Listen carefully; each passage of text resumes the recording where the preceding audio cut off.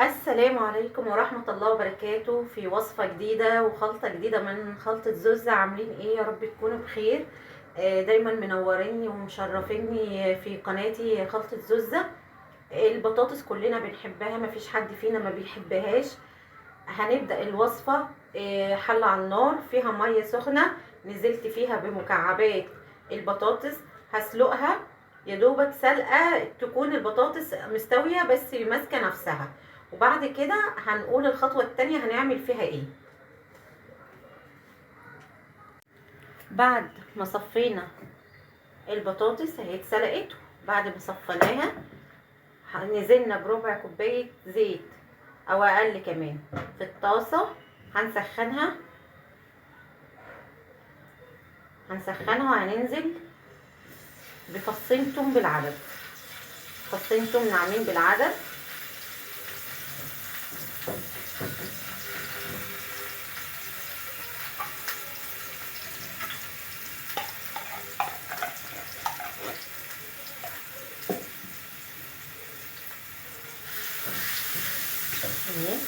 مجرد ما ريحة الثوم تطلع كده ونشمها هننزل بمعلقة صلصة، وهي دي التكة في وصفة البطاطس المسلوقة النهاردة. معلقة صلصة واحدة. هنهدي النار عشان انا عايزاها تبقى على نار هادية. وهننزل بقى بالتوابل: ملح، فلفل، بابريكا وكزبرة. واروح نازله بمكعبات البطاطس واقلبها كده، اقلبها بالراحه خالص واخليها تشرب منها. بيبقى طعمها حلوه قوي، خفيفه وجميله. جنبها طبق مخلل بتبقى حلوه جدا. لو انتي محتاره مثلا تفطري ايه تتعشي ايه، يعني بتنفع في فطار في عشاء كده. اهي طعمها حلو خرافي.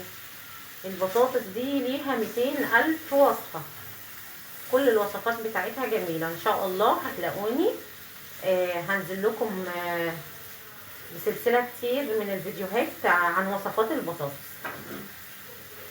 احنا البيت بتاعنا هنا ادمان بطاطس. اهي هي كده خلاص استوت. هطفي النار. هنا حطيته بعد ما استوى خلاص، حطيته في الطبق. وممكن ترش عليه كزبره خضراء. انا بناتي مش بيحبوا الكزبره الخضراء مرشوشه عليه، فبيحبوا النعناع الناشف. رشيت عليه نعناع ناشف ومع طبق مخلل هيبقى الاكل جميل جدا. وبعدها كوبايه شاي وتبقى احلى وجبه عشاء او وجبه فطار للبطاطس. عملتيها بطريقه سريعه وسهله واقتصاديه كمان. وبكده احنا وصلنا لنهاية الفيديو. يا رب تكون وصفتي النهاردة عجبتكم. ما تنسوش الاشتراك وتفعيل الجرس عشان يوصل لكم كل جديد والقناة تكبر بيكم.